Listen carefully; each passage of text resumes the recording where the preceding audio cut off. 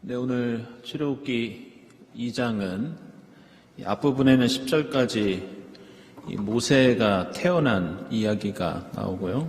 그리고 그 후로 11절부터 마지막 절까지는 모세가 이집트 사람을 죽이고 미디안 땅으로 도망쳐서 그곳에서 결혼을 하고 또 가정을 꾸리는 그런 이야기로 마무리가 됩니다.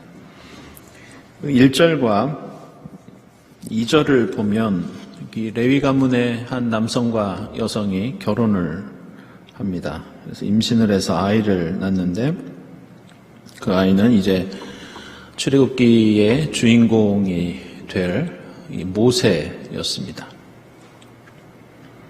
모세의 부모 이름이 나오지는 않는데요. 출애굽기 6장 20절, 민수기 26장 59절을 보면 모세와 또 모세의 형 아론의 부모가 누구인지 나옵니다. 거기에 따르면 아버지는 아므람, 어머니는 요게벳 이렇게 나옵니다. 오늘 2절에서는 이 출애굽기 2장에 나오는 모세의 탄생이 하나님의 구원 역사에서 어떤 의미를 갖고 있는지 보여주는 대목이 나오는데요. 그것은 바로 2절 중반절에 나오는 뜻밖에도 하도 잘생겨서 이 부분입니다. 이건 단순히 아이의 그 외모를 평가하는 그런 말씀이 아니라 이 표현 속에는 좀 특별한 신학적인 의도가 숨겨져 있습니다. 여기서 잘생겨서라는 말은 히브리어로 토브라고 하는데요. 이것은 문자 그대로 하면 보기에 좋았다 이런 뜻입니다. 기억하시겠지만 이 표현은 창세기 1장에서 하나님께서 천지를 창조하셨다고 하는 말씀에서 7번이나 반복해서 등장하는 그런 표현입니다. 다른 단어도 있는데 출애굽기 저자가 일부러 이 표현을 쓴 것은 이 모세의 출생이 단순히 한 인물의 탄생이 아니라 창세기 1장의 창조 사건과 연결 지으면서 이제 하나님의 새로운 창조의 역사, 구원의 역사가 시작되는 것을 암시하는 그런 장면이라고 할 수 있습니다. 그래서 10절 보시면 이 아이 이름이 이제 모세라고 이름을 지어주죠. 근데 이 모세는 이집트 이름입니다. 이집트 역사 보면 모세라는 이름이 들어가는 왕이나 인물들이 많이 나옵니다. 아모세, 카모세, 투트모세 이렇게 모세가 이뤄가는 이름이 많은데요. 그래서 이 유대교의 랍비 전승에서는 모세를 이집트 이름이 아니라 히브리어 이름을 지어서 부르는데 오늘 2절에 나오는 잘생겼다, 좋았다라는 이 히브리어 토브를 따서 모세를 토비야 이렇게 부릅니다.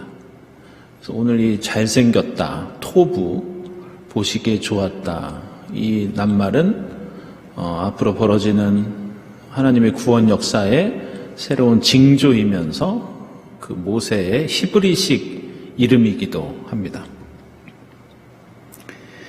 아이를 낳았지만 모세 부모는 이미 출애굽기 1장에서 이 바로 왕이 모든 히브리 남자아이를 죽이라고 명령을 했기 때문에 오늘 2절 하반절을 보면 이 아이를 몰래 키웁니다.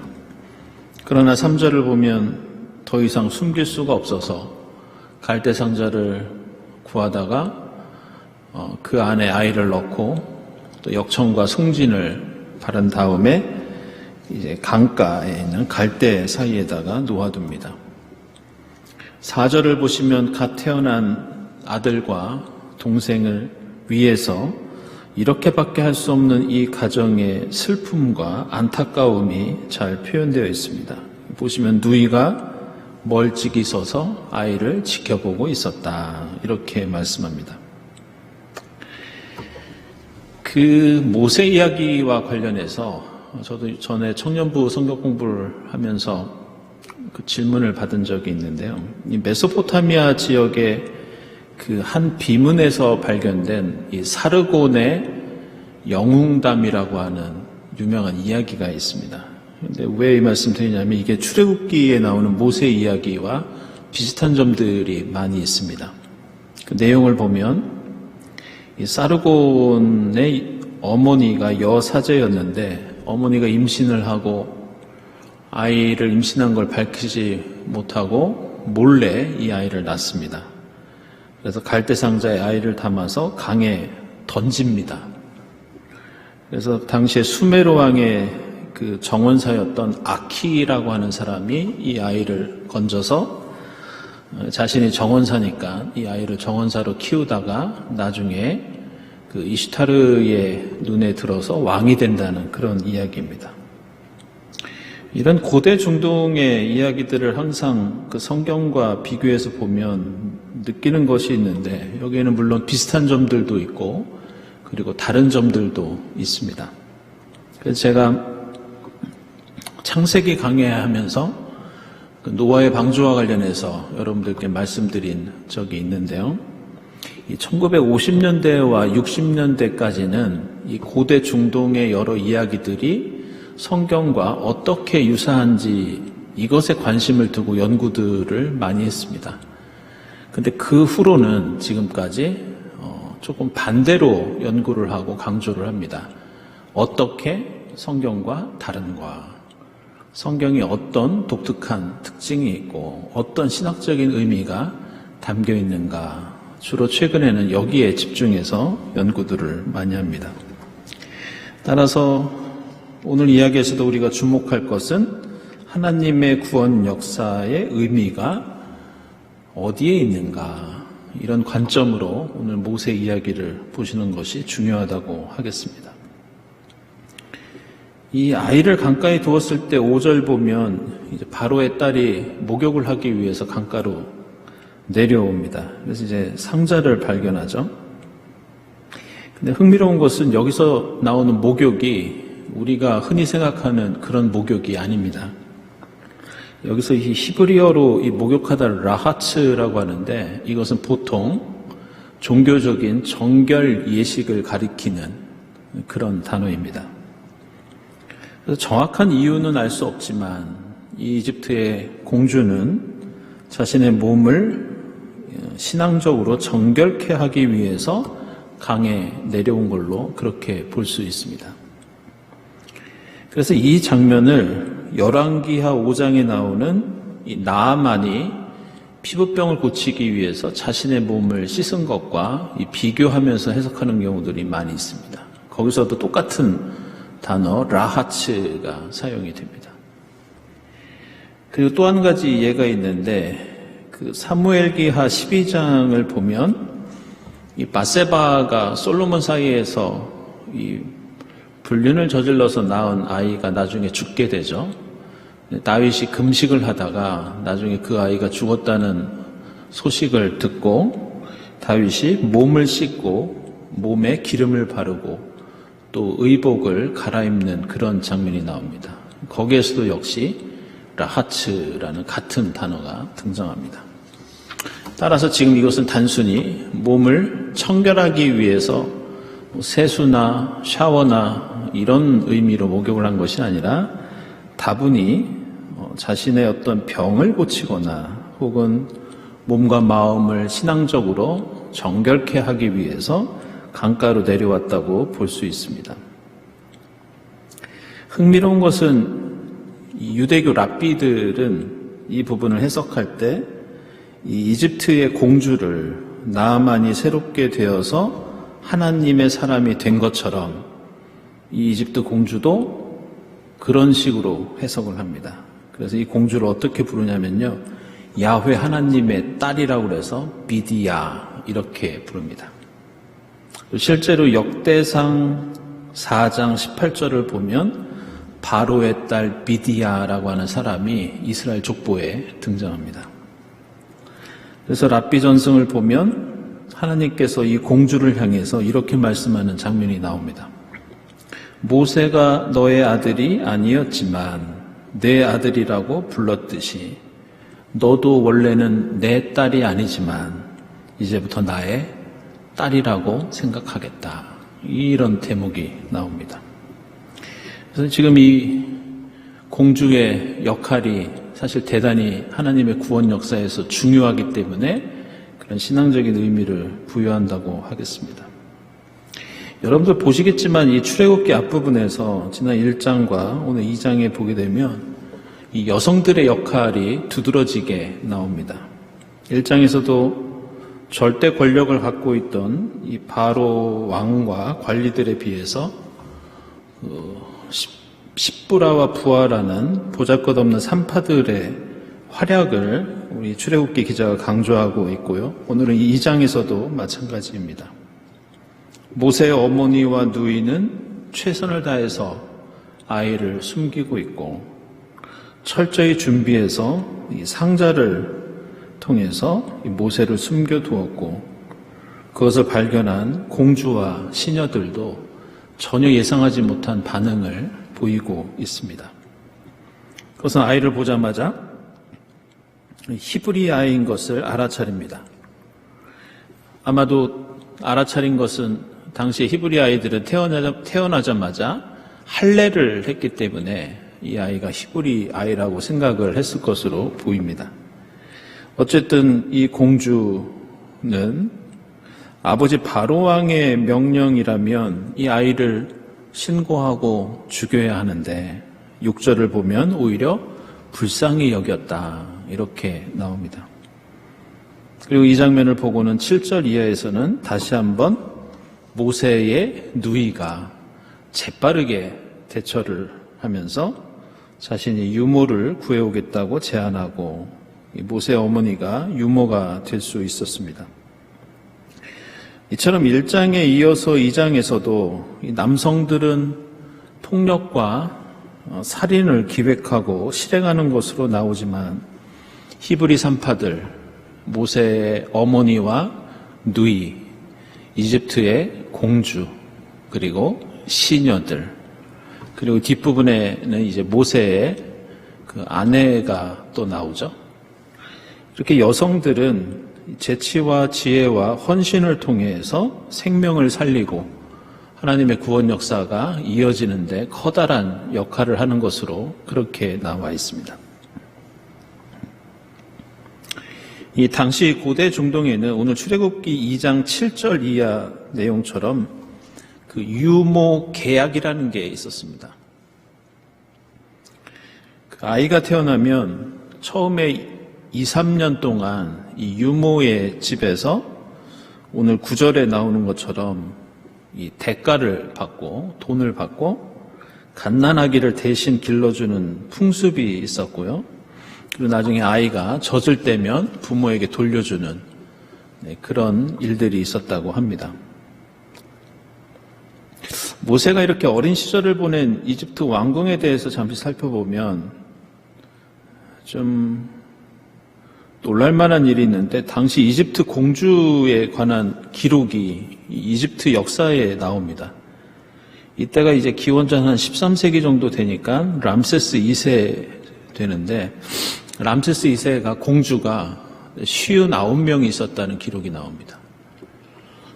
아마도 왕비와 후궁들이 많기 때문에 그랬을 것으로 보이는데 출애굽기에 지금 나오고 있는 이 공주는 우리가 생각하는 것처럼 무남 동녀 아주 귀한 이런 공주라기보다는 59명의 공주 중에 한 명이라고 볼 수 있겠습니다. 모세는 이제 왕궁에서 교육을 받았겠죠. 그래서 이집트 왕궁의 교육에 관한 기록들도 많이 남아 있습니다. 특징을 보면 대단히 엄격했다고 합니다.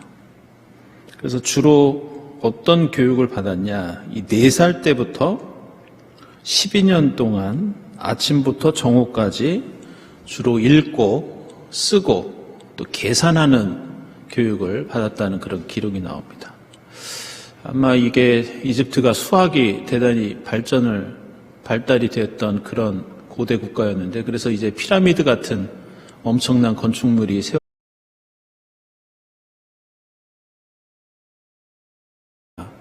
지금으로 따지면 수학교육 같습니다. 그런 내용들이 나옵니다. 그래서 얼마나 엄격했으면 당시 이집트 속담을 보면 이런 표현이 나옵니다. 한 소년의 귀는 그의 등 뒤로 향해 있다. 그는 맞으면서 듣기 때문이다. 이런 표현이 나옵니다. 그래서 체벌이 좀 많이 있었던 모양입니다. 이제 출애굽기 2장 두 번째 부분에서는 모세가 어른이 되어서 왕궁 바깥으로 나가서 겪은 일들이 나옵니다.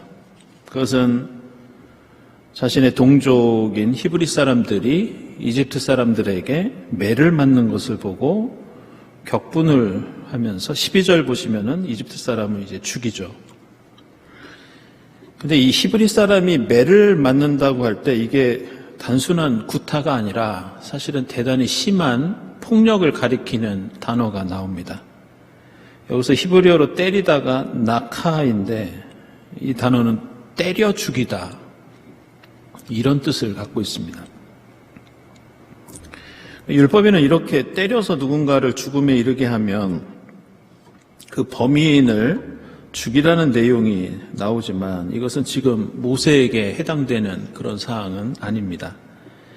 이유가 어쨌든 모세가 한 행동은 잘못이었고 그 행동으로 인해서 모세는 이후에 곤란을 겪게 되고 결국에는 도망을 치게 됩니다.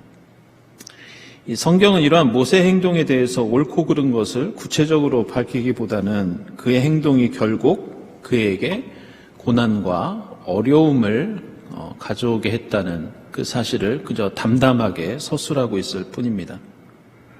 이것은 그동안 자신이 왕궁에서 누리던 특권에서 이제 벗어나서 도망자가 되고 나중에는 자신의 동족들과 운명을 같이 해야 하는 이 처지가 된다는 것을 가리키고 있습니다.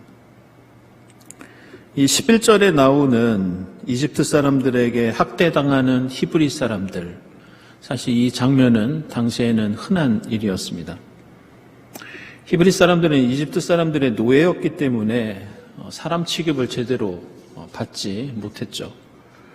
창세기 강의를 하면서 그 요셉과 아스낫의 이야기를 여러분에게 들려드린 적이 있는데 당시 이집트 사람들이 히브리 사람들, 심지어는 요셉처럼 고위직에 있는 사람들도 어떻게 바라보고 있었는지 제가 설명해 드린 적이 있습니다. 이러한 이집트 사람들의 히브리 사람들을 향한 태도를 알 수 있는 또 하나의 장면이 출애굽기 1장에도 나오는데 1장 12절을 보시면 이스라엘 자손이 억압을 받을수록 숫자가 더 불어나고 번성하여서 이집트 사람들은 이스라엘 자손을 몹시 싫어했다. 이렇게 나옵니다. 근데 몹시 싫어한다는 말도 사실 부정적인 표현이지만 이 말은 원래 히브리어로 보면 이 단어는 역겨워하다 이런 뜻입니다. 그래서 이집트 사람들은 이스라엘 자손, 이 히브리 사람들을 그냥 싫어한 것이 아니라 역겨워할 정도로 혐오스러워했다. 이런 뜻입니다.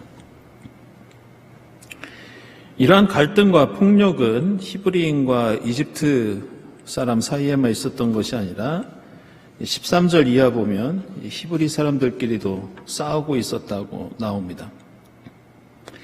사실 모세는 이 종족으로 보면은 히브리 사람이었지만 이 사회적인 신분으로 보면은 이 노예가 아니라 오히려 왕궁에서 특권을 누리던 사람이었습니다. 자신의 동족이 고통당하는 것을 보고 참지 못하고 보복을 하죠. 사실 모세의 이러한 행동은 생각해보면 히브리 사람들이 볼 때는 영웅적인 모습으로 보여질 수도 있습니다. 왕궁에 사는 신분인데 동족의 고통에 함께 분개하며 복수해 준 것은 사실 사람들에게 인정받고 존경받고 추앙받을 수 있는 그런 모습이라고 우리가 상식적으로 그렇게 생각할 수 있습니다. 그런데 아이러니컬하게도 14절을 보면 존경이 아니라 반대로 당신이 무슨 지도자나 재판관이라도 되느냐고 오히려 무안을 당합니다. 그리고 이집트 사람을 죽인 사실이 오히려 그곳에서 높이 평가받는 것이 아니라 탄로가 나면서 모세는 공경에 처하게 됩니다. 근데 저는 이걸 보면서 우리가 주목할 것은 이 짧은 13절과 14절은 앞으로 어떻게 보면 모세가 이 출애굽 과정에서 겪게 되는 그런 일들과 받게 되는 어떤 대우에 대한 일종의 복선이라고 할 수 있겠습니다. 아시는 것처럼 모세는 이제 3장이 되면 하나님을 만나서 부름을 받고 이스라엘 백성들을 위해서 헌신하는 이 지도자로 세워지게 되죠. 그런데 이스라엘 백성들이 이 출애굽 과정에서 모세에 대해서 가지고 있던 마음과 태도는 바로 오늘 14절에 나오는 히브리 사람들과 거의 같은 것이었습니다. 무슨 소리인고 하니 이제 앞으로 이어질 출애굽에서 이스라엘 백성들은 모세가 당신이 무슨 우리 지도자냐 이렇게 따질 때가 많이 있었습니다. 그리고 모세를 공격하고 그 앞에서 불평하고 심지어는 다른 사람으로 대체하려고 시도했던 적이 여러 번 있었습니다. 따라서 오늘 14절에 나오는 이 장면은 모세라고 하는 사람이 앞으로 살아갈 그러한 삶을 보여주는 하나의 예시라고 할 수 있겠습니다. 이제 모세는 도망 다니는 신세가 됩니다. 그래서 15절 보면 미디안 땅으로 도망치죠. 그리고 미디안 족속은 당시에 유목민이었습니다. 그리고 16절 이하에서는 이제 결혼을 하고 가정을 꾸리는 얘기가 나옵니다. 여러분 보시면 이제 미디안 제사장이 모세의 장인으로 나오는데요. 사실 여기서도 모세의 장인이 다른 종교의 제사장으로 나옵니다. 그래서 우리 상식대로라면 다른 종교를 믿는 이 제사장, 그것도 그냥 신앙인이 아니라 다른 종교의 지도자라면 성경이 좀 어느 정도 비판적인 내용이 나올 텐데 오늘 말씀 보면 전혀 그런 내용이 나오지 않습니다. 오히려 모세는 민수기 10장 보면 이 미디안 이 족속들의 도움으로 이집트에서 탈출할 수 있었습니다.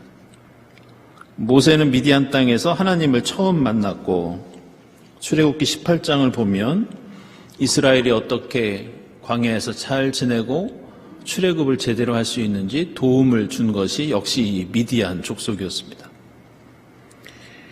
이 창세기의 요셉 이야기를 기억해 보시면 이 요셉은 미디안 상인들에 의해서 이집트로 노예가 되어서 팔려가지만 출애굽기에서는 반대로 노예로 있던 히브리인들이 미디안의 도움과 안내로 이집트로부터 탈출하게 된다는 이런 반대되는 내용을 창세기와 출애굽기가 가지고 있습니다.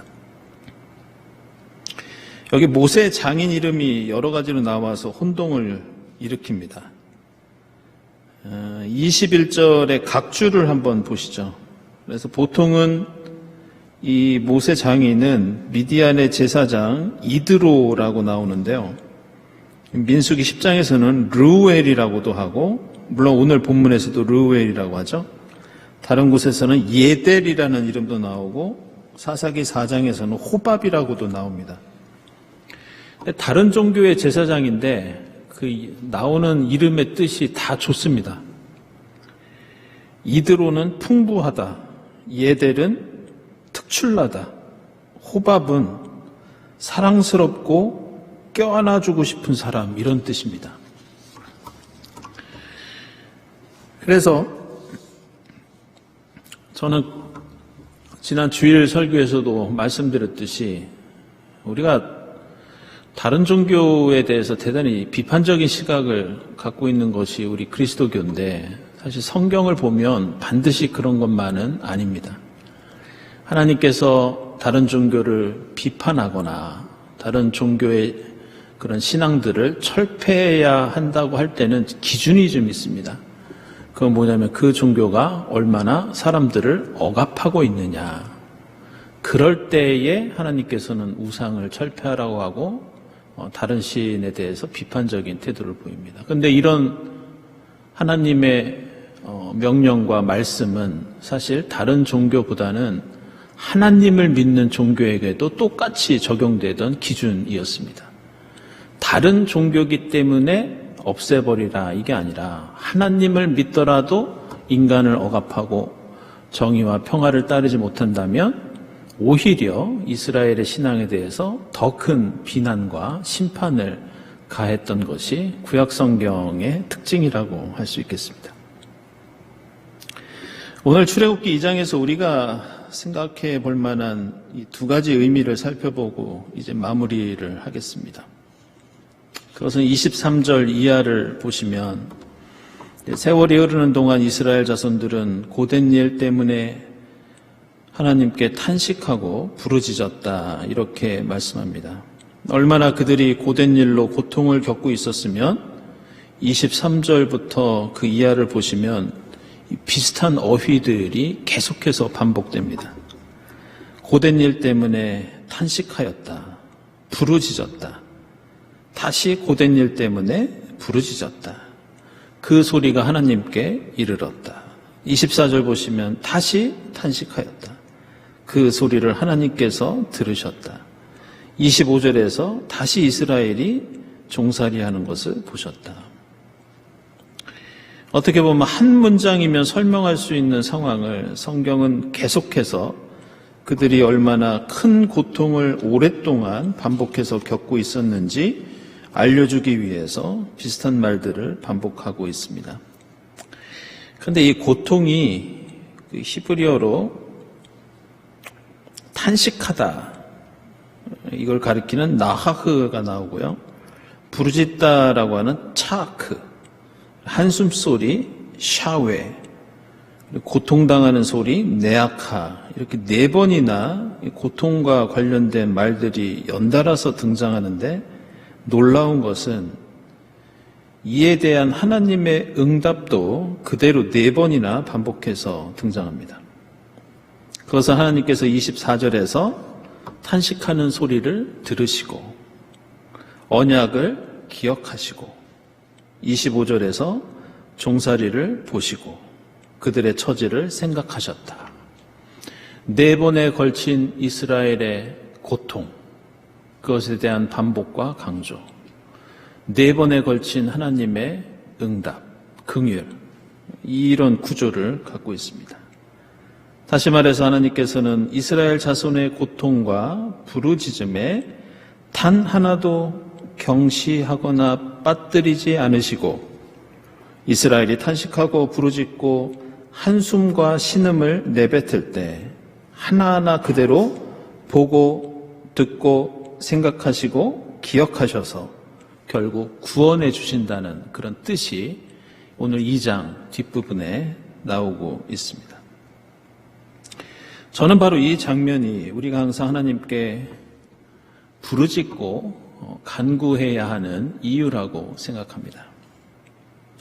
우리는 기도하면서 그런 생각을 할 때가 있습니다. 과연 내가 드리는 이 기도를 하나님께서는 들어주실까? 정말 내가 기도할 필요가 있을까? 이런 의구심이 들 때가 있습니다.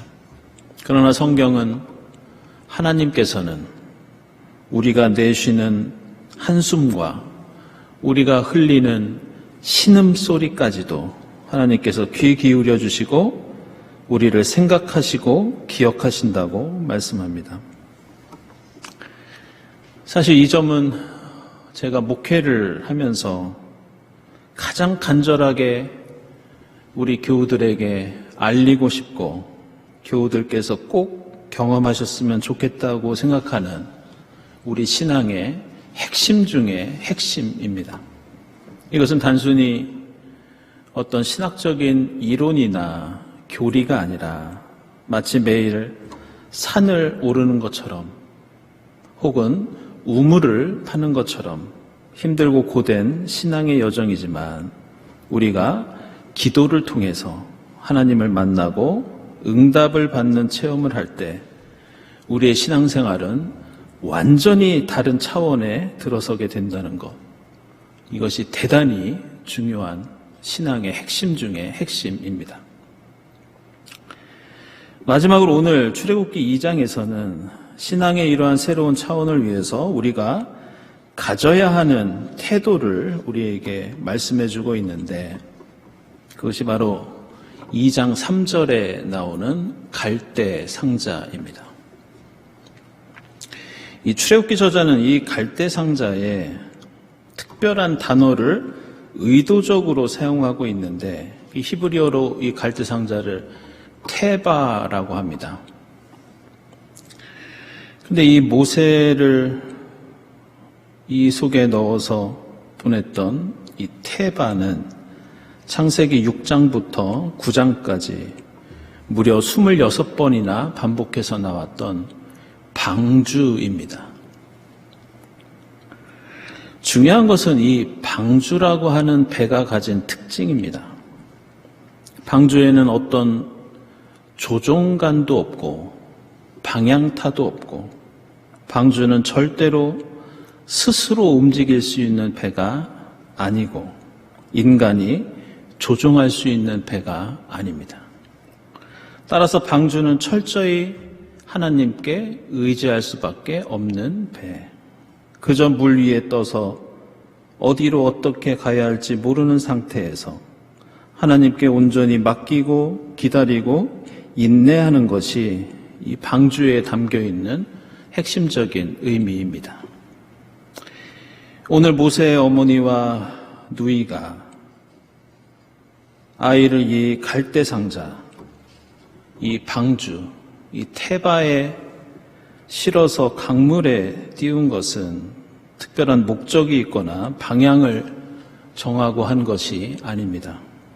언제 아기가 죽을지 모르는 절박한 상황 속에서 신음소리와 한숨소리가 가득한 현실 속에서 하나님께 어쩌면 부르짖는 그런 마음으로 하나님 말을 바라보면서 강물에 띄었던 것이 바로 이 테바, 갈대의 상자였습니다. 그리고 그 기도하는 마음, 하나님께 의지하고 맡기는 믿음이 모세가 그 이름의 뜻처럼 강물로부터 건져지는 기적을 만들었고 모세를 통해서 출애굽 구원의 역사가 이어졌던 것을 우리는 알고 있습니다. 따라서 우리 그리스도인의 삶과 신앙은 기본적으로 주님, 저희를 주님께서 이끌어 주시지 않으면 저희는 그저 강물에 떠 있는 갈대 상자와 같습니다.